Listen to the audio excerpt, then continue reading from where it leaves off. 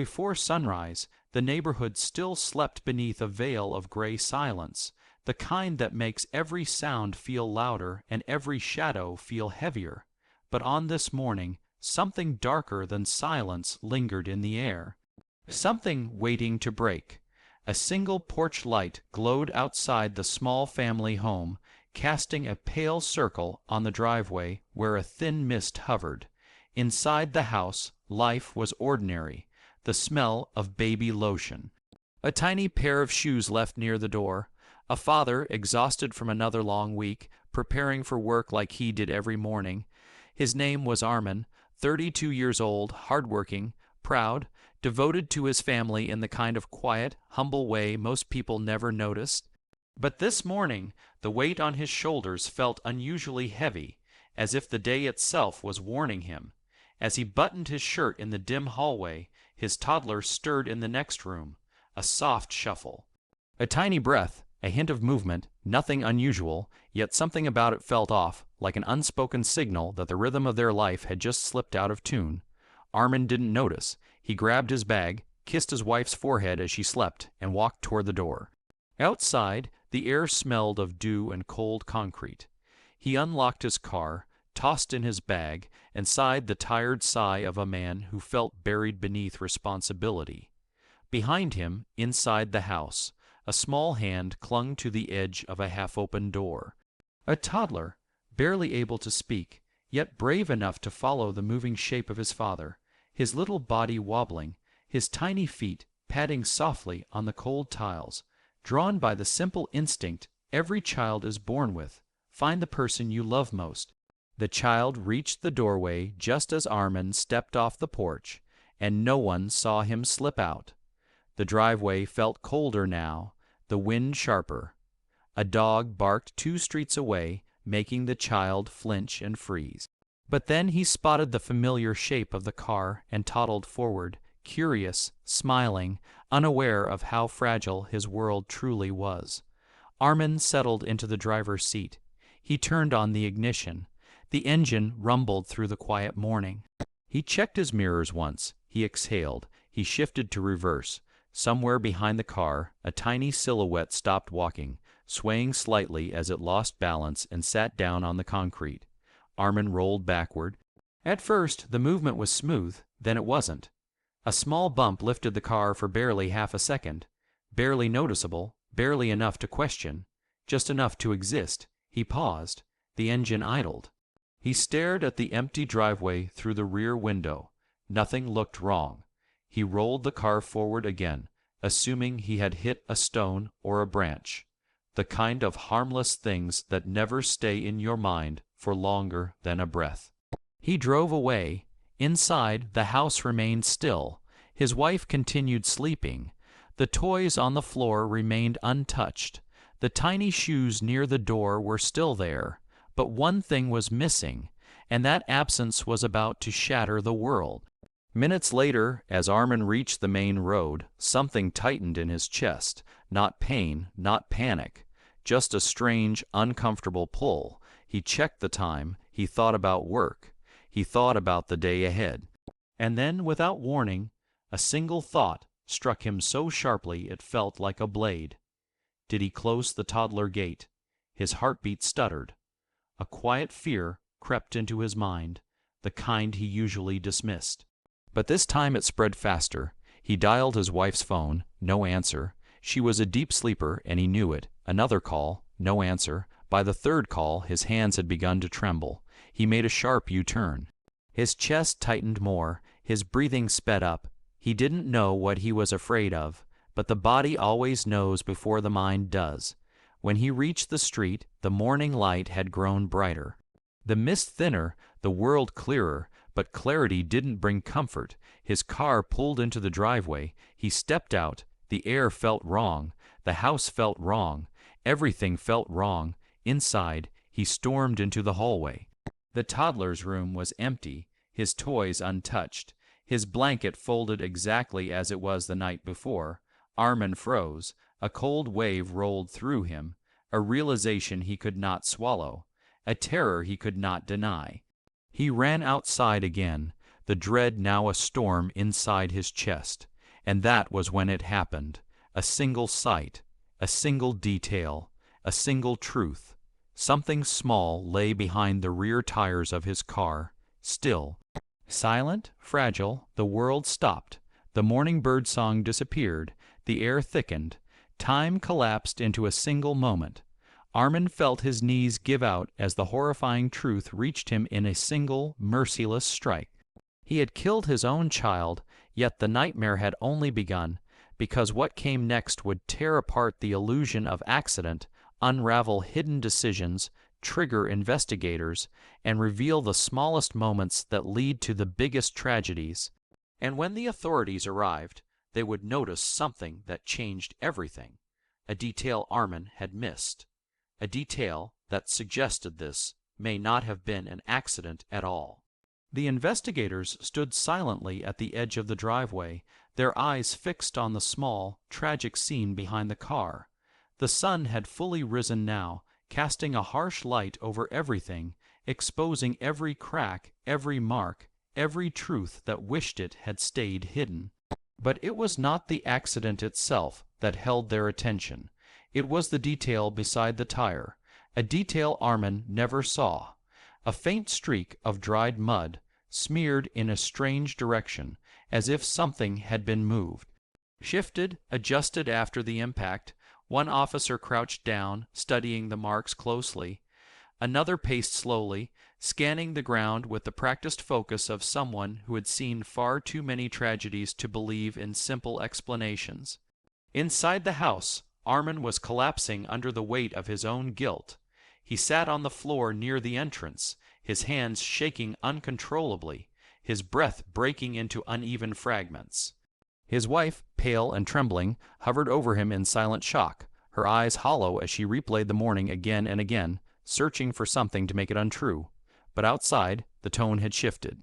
Something wasn't adding up. As more responders arrived, the driveway transformed from a scene of sorrow to a place of investigation. Crime tape rose like a yellow barrier between grief and suspicion.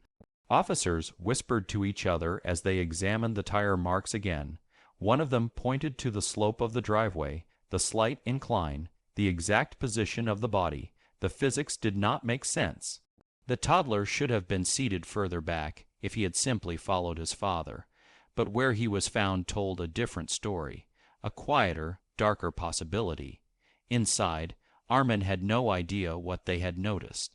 He only knew the agony in his chest, the suffocating pressure of realizing he had reversed without knowing. His hands gripped the sides of his head, as if trying to stop the memory from forming. But memories form even when you fight them. He remembered the bump. He remembered pausing. He remembered choosing to drive forward again. He remembered the silence. Now the silence felt like a curse. Outside, the lead investigator approached the doorway, his expression solemn but measured. He observed Arman closely through the open frame, not with judgment, with calculation, with the slow, methodical observation of someone trained to notice what others miss. Arman's wife approached the officer, her voice barely a whisper. Her words were broken by shock, her sentences incomplete. She could hardly explain anything except that she had been asleep, unaware, trusting the morning routine like always. The investigator nodded sympathetically, but his eyes drifted back to the driveway. This was no longer just a tragedy. It was becoming a puzzle. The neighborhood began to wake. Curtains shifted, doors opened, concerned faces peered outside. Some approached the tape, some whispered theories. Some recognized the creeping tension in the investigator's posture. A tragedy invites sympathy. A suspicious tragedy invites doubt. One neighbor mentioned something quietly to an officer, something she saw earlier. A shadow moving near the driveway, a shape that wasn't Arman, a sound she couldn't identify at first. Another neighbor added that the family's dog had barked unusually loudly that morning, the kind of barking that signals intrusion rather than play. The investigators took notes sharply now, their expressions tightening as each new detail layered onto the growing unease. They returned to the driveway for a closer look. The mud smear, the angle, the weight distribution. Something had shifted the toddler's body after impact.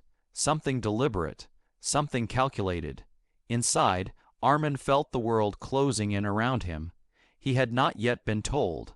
He had no idea the investigation was turning towards something darker. But guilt has a way of pulling shadows into the mind long before reality does. He replayed the morning in his head over and over again. The sound of the engine, the cold air, the bump. Then something new surfaced.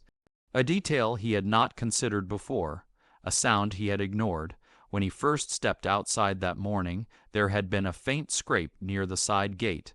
Nothing alarming, nothing threatening, just a noise he dismissed because life always feels safe until it isn't.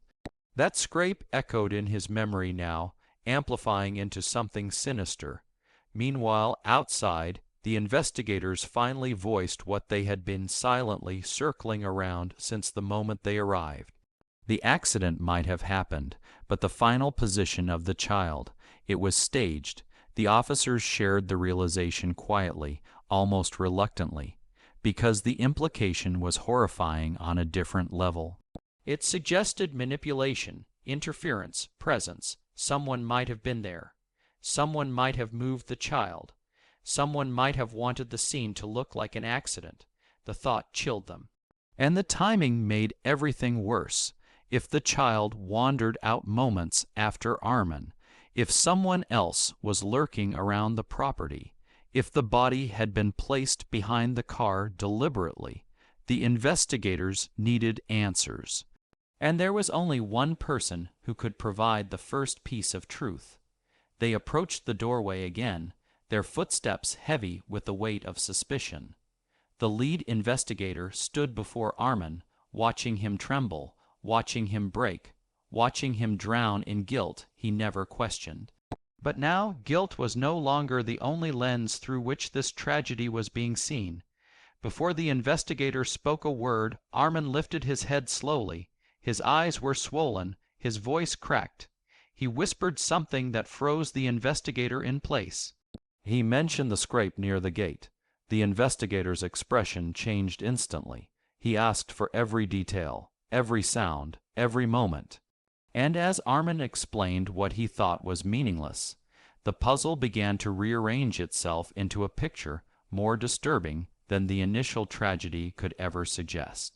Because the scrape, the mud smear, the uneven tire marks, and the neighbor's account all pointed toward one terrifying possibility.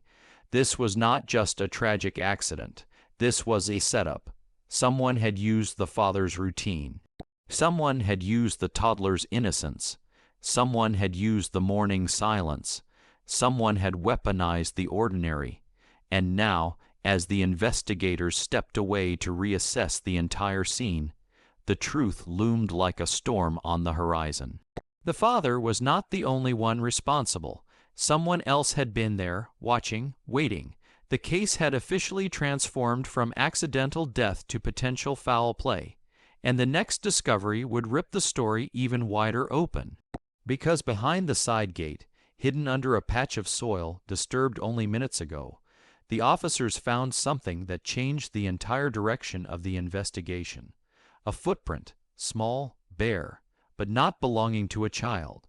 The footprint lay half, buried beneath a thin layer of loose soil preserved by the morning dew, too large to be a child's, too small to be Arman's, and unmistakably fresh.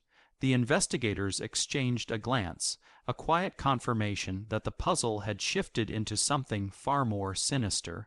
The soil had not yet dried. The imprint edges were sharp.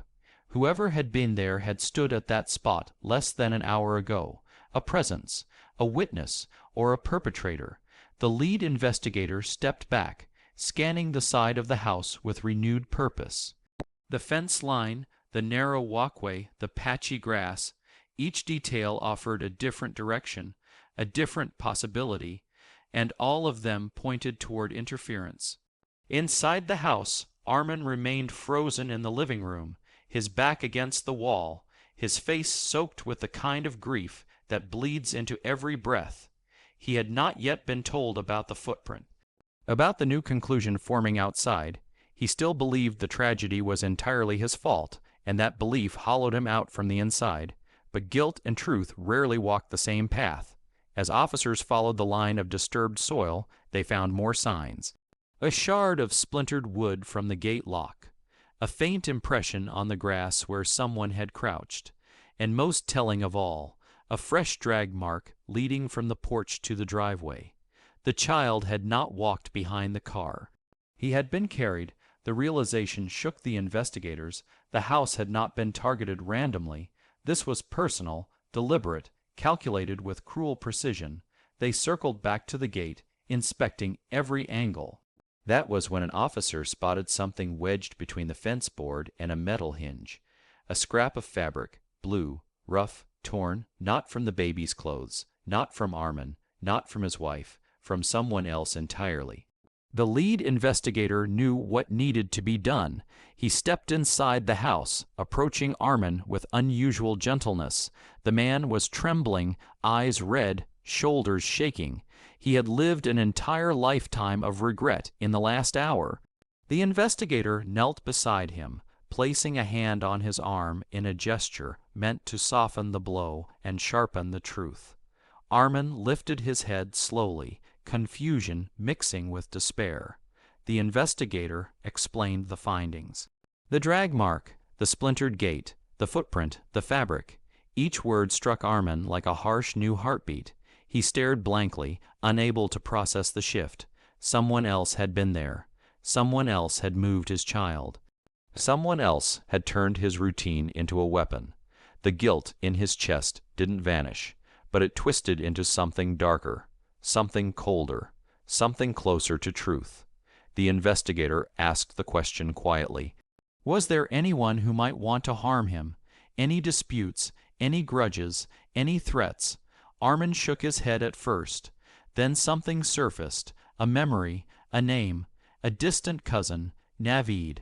A family dispute over money that had grown toxic over the past months. Threats whispered behind closed doors, jealousy, resentment.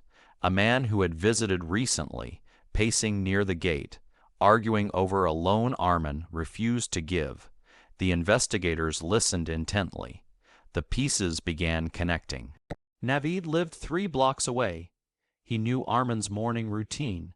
He knew the baby wandered sometimes when doors were left ajar. He knew exactly when and how to strike.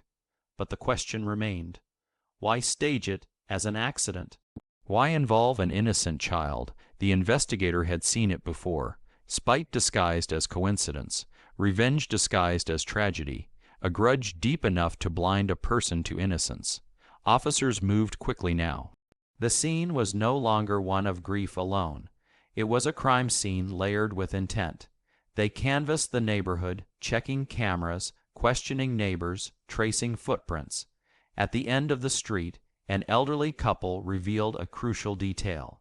A young man had hurried past their house earlier, barefoot, carrying something in his hand that looked like a piece of torn fabric. He had disappeared into the nearby alley. It was enough. Officers headed straight toward Naveed's house. They found him sweating, pacing, nervous. His clothes were damp, his sleeves torn, and on the table near him, smeared with dirt and panic, lay a pair of muddy sandals. He froze when he saw the officers. Not in shock, in recognition. He had been caught long before he understood it. The investigators searched his property. Behind his shed, they found the matching fabric from the driveway. In his trash bin, a broken piece of the gate hinge. And on his forearm, a fresh scratch consistent with climbing over a fence in the dark. The truth was undeniable now. Naveed had entered the property. He had lured the toddler outside. He had carried him to the driveway. He had placed him behind Arman's car, and he had waited for the inevitable moment when routine would become destruction. It was vengeance by proxy, a twisted attempt to punish Arman by shattering the thing he loved most. When officers confronted him, he tried to spin lies into excuses, but the weight of evidence crushed him. His voice trembled, his eyes darted. His story changed with every breath. In the end, the truth spilled out in fragments. Anger, resentment, desperation, and a belief that if Arman suffered enough, the debt he refused to pay would somehow be avenged. Back at the house, Arman sat in numb silence as officers approached with the news. The truth did not heal him. It did not undo what happened, but it lifted a corner of the unbearable burden crushing his soul. The investigator told him carefully that he had not killed his child. He had been manipulated, deceived, used as a tool in someone else's hatred. Arman broke down again, but this time the tears were different. They were not only of grief. They were of anger, of betrayal, of terrible clarity. Navid was arrested, charged with premeditated endangerment, manipulation of a crime scene, and reckless homicide. His actions had ensured he would never see freedom again. Justice came swiftly, quietly, relentlessly. Months later, the driveway remained untouched. Arman refused to repave it, refusing to erase the marks that told the real story, not of an accident, but of a warning carved into concrete by fate. He planted a small tree near the gate, a silent monument, a reminder of innocence lost and truth uncovered. The community eventually moved on, but the house never felt the same. Some nights, when the wind moved through the leaves of the young tree, Arman would stand outside, staring at the driveway where his world broke open. The grief stayed with him, but so did the truth. The final irony of the tragedy was cruel yet poetic. The person who tried to destroy his life had been exposed not by a clever plan or an alibi, but by a single careless footprint in the dirt. One step, one trace, one mistake, and that was all it took for justice to rise from the quiet morning where everything fell apart. As the wind brushed through the branches above him, Arman whispered a silent promise to the memory of his child, that no matter how dark the world becomes, truth always leaves footprints, and justice always follows them.